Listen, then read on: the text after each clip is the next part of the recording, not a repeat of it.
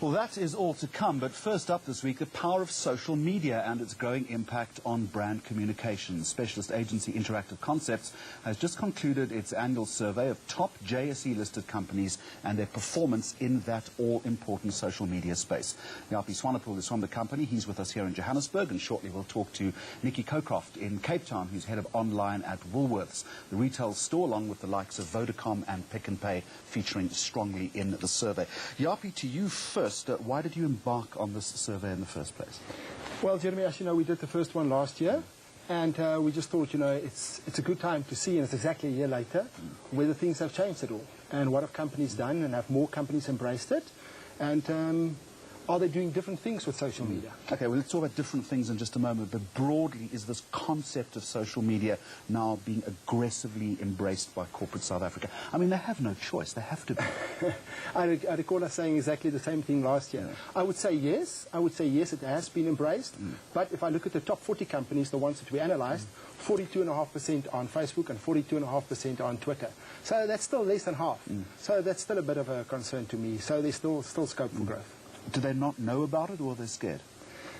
If I had to guess, I would say scared, because how can you not know about it? Most of those people are on those things in the individual capacity, and either they can't see the business case for it, or they think, wow, what are people going to say about us? And my usual answer is they're already saying So it's fear of criticism, isn't it? I think it's fear of criticism and resources. If I put that page up and people start complaining and saying stuff, who's going to do it? The secretary, marketing, HR, is it sales? Whose job is it? Do I have to go to agency, extra money? Where do I get the budget from? You know, let's wait another year.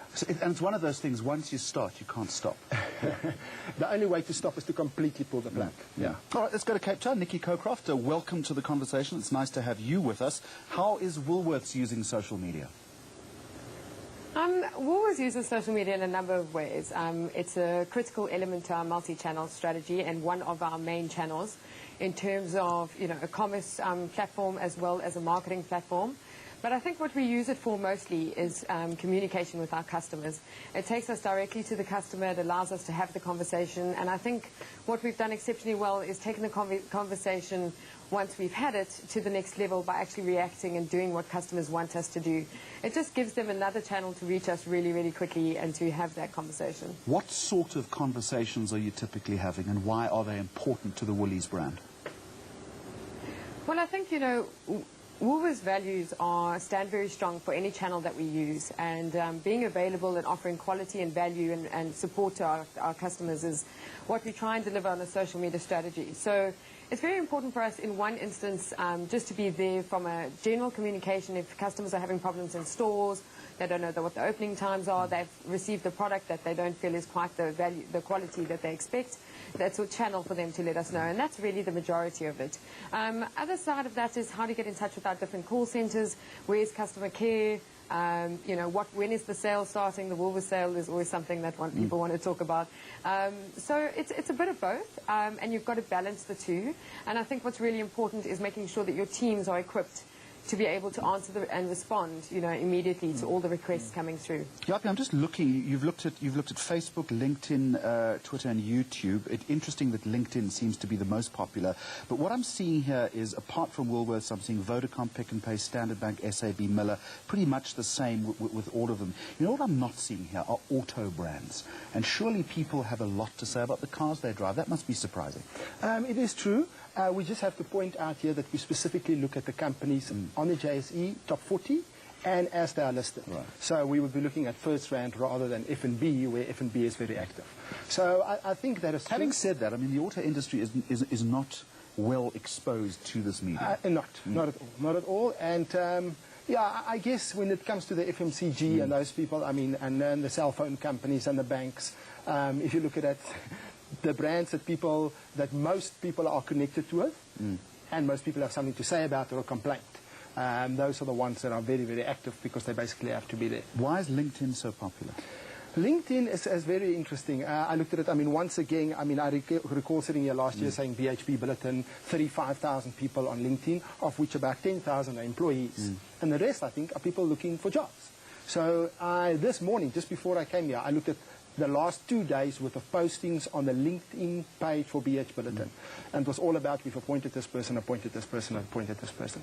If you look at Standard Bank, which is the second biggest user on LinkedIn, it's very much about what's happening internal, as well as apply for a job. So I think LinkedIn is still very much the career and the more professional place where you want to network. Nikki, let's give you a final question. You've done this successfully. You seem to be in the top 5 in all of the different categories. But surely you're learning all the time. What mistakes have you made?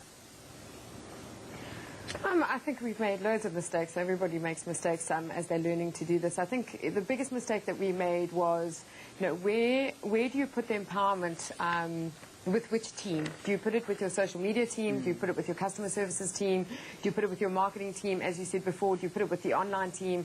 And I think it's a bit of a trial game at the moment about how do you react. And I think you have to have the wonderful thing about online is that we touch all areas, and I think the same stands for social media. So our reaction points, so response is handled by the social media team, which is excellent, and then the reaction happens by all relevant parties in the different business units. And I think that took us a while to work out how to run it best, because it's a lot of communication and a very short reaction time. So I think that's been our hardest lesson.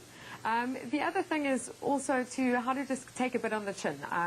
Lots of people jump onto social media for free vouchers just to have their voice heard, whatever the story is.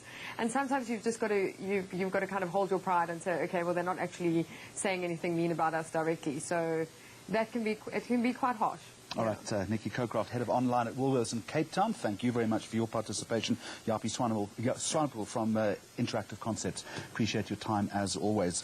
And you can have your say about brands on Facebook on our Facebook page on this address. And coming up, Top Television's survival strategy and why Sunday newspapers are relaunching Sunday Glossies.